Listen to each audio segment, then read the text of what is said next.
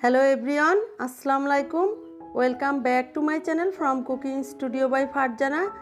আজকে আমি আপনাদেরকে তৈরি করে দেখাবো গরুর মাংসের কালা ভুনা। কালা ভুনা মানে মাংসটাকে কড়কড়ে ভেজে কালো করা নয়, অথবা মাংসটাকে ভাজতে ভাজতে পুড়ে ফেলা নয়। অনেকেই আছেন কালা ভুনাটা তৈরি করার সময় ডার্ক সস অথবা সয়া সস ব্যবহার করে গরুর মাংসের কালা ভুনাটা তৈরি করে থাকেন। তবে আজকে আমি আপনাদেরকে একদম অথেন্টিক পদ্ধতিতে এই কালা ভুনাটা তৈরি করে দেখাচ্ছি। এখন আমি মশলাগুলোকে রেডি করে নিব।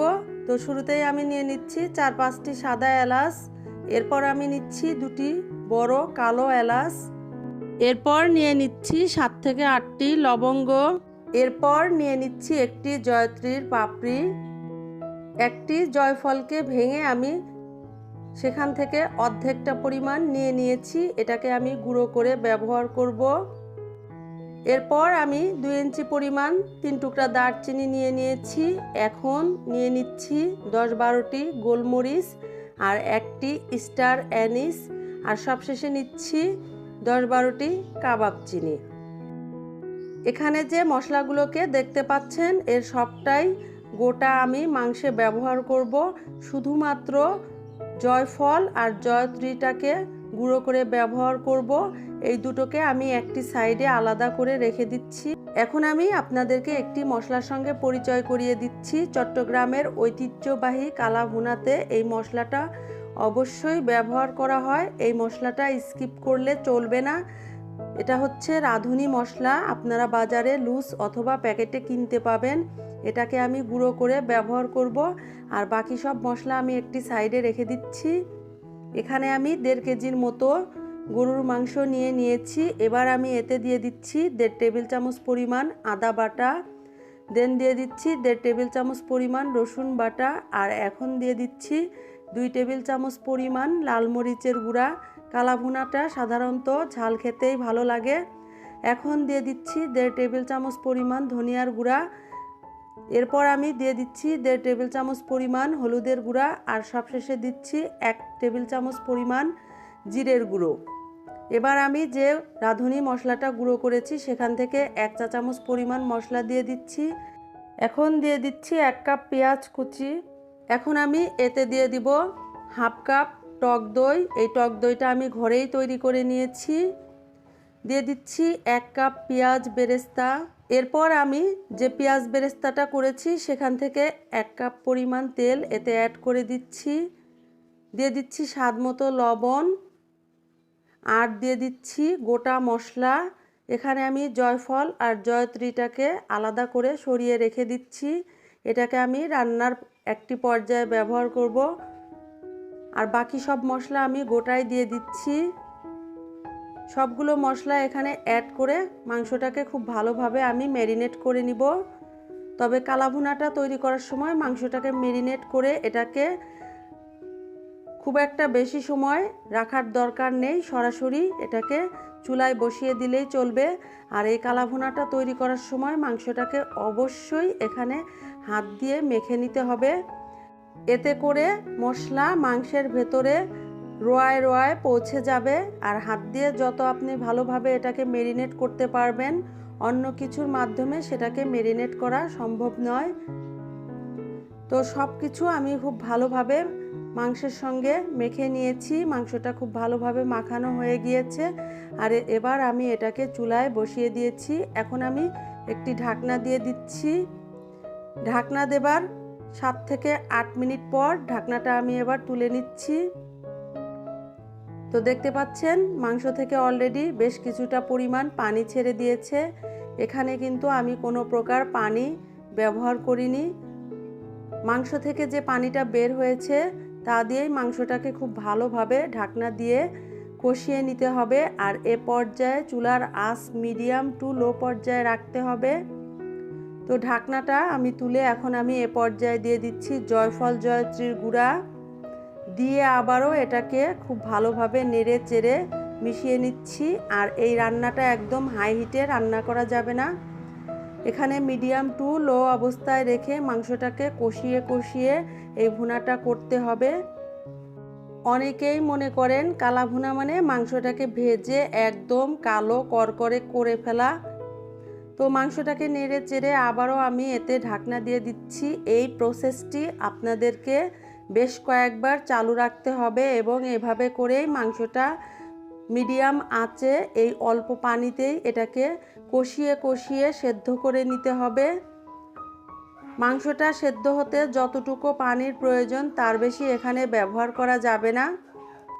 এ পর্যায়ে আমি দিয়ে দিচ্ছি গরম মশলা পাউডার, আর এখন দিয়ে দিচ্ছি সেই রাঁধুনি মশলার যে বাকি অংশটুকু ছিল সেটাই এতে অ্যাড করে দিচ্ছি। তবে এ পর্যায়ে আমি কিন্তু এখনও কোনো প্রকার পানি অ্যাড করিনি। এই মাংস থেকে যে পানিটা উঠেছে তা দিয়ে আমি এটাকে আস্তে আস্তে করে মিডিয়াম টু লো ফ্লেমে এটাকে সেদ্ধ করে নিচ্ছি। আর হ্যাঁ, ঢাকনাটা অবশ্যই ঘন ঘন আপনাকে তুলে এটাকে নেড়ে চেড়ে দিতে হবে, না হলে মশলাটা নিচে পোড়া লেগে যেতে পারে। তবে এখানে যতটুকু পানি অ্যাড করতে হবে ওই পরিমাণেই মাংসটা সেদ্ধ হওয়ার জন্য এখানে আমি কিছুটা পরিমাণ গরম পানি দিয়ে আবারও মশলাটাকে নেড়ে চেড়ে মাংসের সঙ্গে মিশিয়ে দিচ্ছি। খুব একটা বেশি পানি দিয়ে এটাকে সেদ্ধ করতে যাবেন না, তাহলে কিন্তু মাংসের যে আসল টেস্ট আছে সেটা কিন্তু নষ্ট হয়ে যাবে। তো আমি আবারও এটাকে নেড়ে চেড়ে ভালোভাবে কষিয়ে আবারও ঢাকনাটা দিয়ে দিচ্ছি।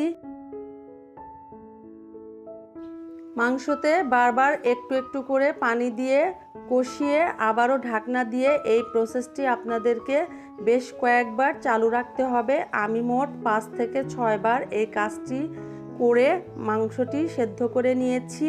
তো দেখতে পাচ্ছেন আমি আবারও এখানে প্রায় হাফ কাপের মতো পানি অ্যাড করে আবারও এটাকে মশলাটা মাংসের সঙ্গে নেড়ে চেড়ে খুব ভালোভাবে মিশিয়ে কষিয়ে নিচ্ছি। আর এই প্রসেসটা চালু রাখতে রাখতে মাংসটা কষাতে কষাতে দেখতে পারবেন একটা পর্যায়ে মাংসটা কালচে বর্ণের হয়ে এসেছে। তো এখন আমি চুলায় একটি প্যান বসিয়ে দিয়েছি, আর এখানে আমি 3 টেবিল চামচ পরিমাণ সরিষার তেল দিয়ে দিলাম, আর এতে অ্যাড করে দিলাম 1 টেবিল চামচ পরিমাণ রসুন কুচি আর 1 কাপ পরিমাণ পেঁয়াজ কিউব দিয়ে আবারও এটাকে নেড়ে চেড়ে যতক্ষণ পর্যন্ত পেঁয়াজ রসুনটা ব্রাউন কালার না হয়ে আসছে ওই পর্যন্ত আমি এটাকে ভাজতে থাকবো। এখন আমি এ পর্যায়ে 7-8টি শুকনো মরিচ দিয়ে দিলাম, দিয়ে আবারও এটাকে নেড়ে চেড়ে ব্রাউনিশ কালার না হয়ে আসা পর্যন্ত এটাকে ভাজতে হবে। ভাজতে ভাজতে কালারটা যখন গোল্ডেন ব্রাউন কালার হয়ে আসবে ঠিক ওই পর্যায়ে এই বাঘারটা মাংসের ভেতরে অ্যাড করে দিতে হবে। তো দেখতে পাচ্ছেন অলরেডি কালারটা চেঞ্জ হয়ে এসেছে। আর এখন আমি মাংসটা চুলায় যে মিডিয়াম টু লো ফ্লেমে রেখেছি সেখানে এটা আমি অ্যাড করে দিচ্ছি, দিয়ে খুব দ্রুত এবার ঢাকনাটা আমি দিয়ে দিব। এতে করে বাঘারের যে স্মেল আছে সেটা মাংসের ভেতরে খুব ভালোভাবে ঢুকে পড়বে।